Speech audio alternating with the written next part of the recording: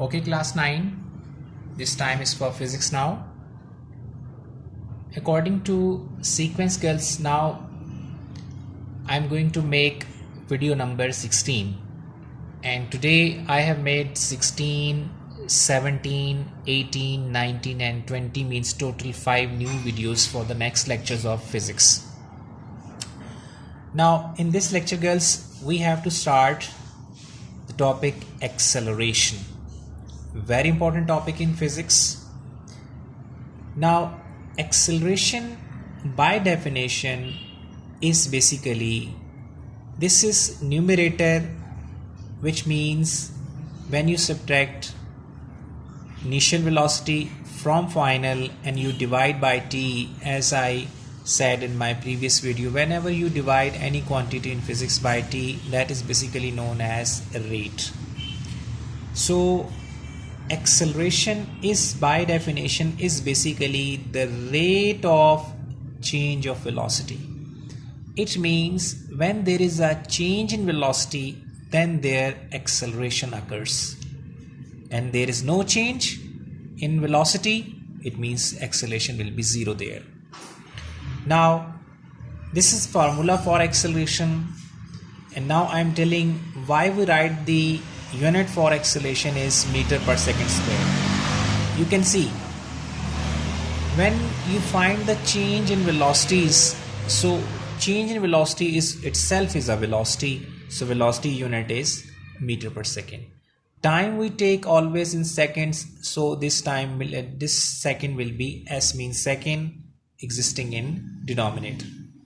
Now if I shift this value from denominator towards numerator, then its power, which is basically plus 1, it will become s power minus 1. So when you simplify, base is same, base 1 time addition of both powers, you will get meter per second square, which is the unit of this acceleration.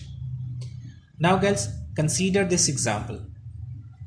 Now a body is traveling from point A to B, B to C, C to D and so on. Now what is the velocity here? 5 meter per second. We know that velocity unit is meter per second.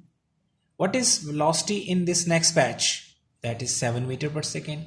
What is the velocity of that moving body in this last patch? 9 meter per second. So can I say everywhere velocity is uniform? Answer is absolutely no. Why? This velocity is 5 meter per second, this is 7 meter per second, this is 9 meter per second. Everywhere velocity is changing. How can we say velocity is uniform? No.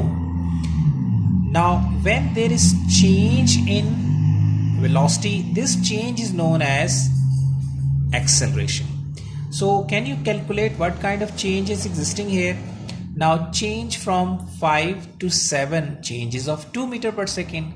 Change from 7 to 9, again 2 meter per second. So that's why we can say here change is 2 meter per 2. Change is everywhere 2. Why you are saying this is meter per second square? Because change is called acceleration. That's why we have written here, therefore acceleration is 2.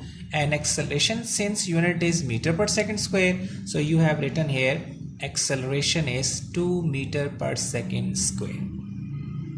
So this acceleration is taken as positive because this change is occurring in the form of increasing velocity.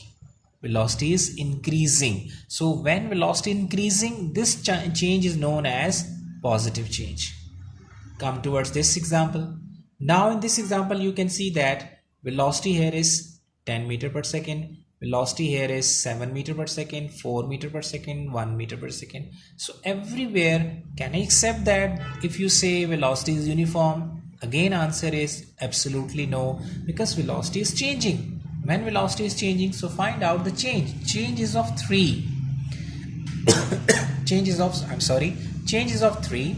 So that's why we have written here change is called acceleration. So acceleration is 3 meter per second square. But why we have written here negative? Because this change is negative. Velocity is decreasing. So this negative sign shows that velocity is decreasing. But if you write here plus 3, it means velocity increases. But on the ground realities, velocity is decreasing. So minus 3. Now, negative acceleration, which is also known as retardation and deceleration.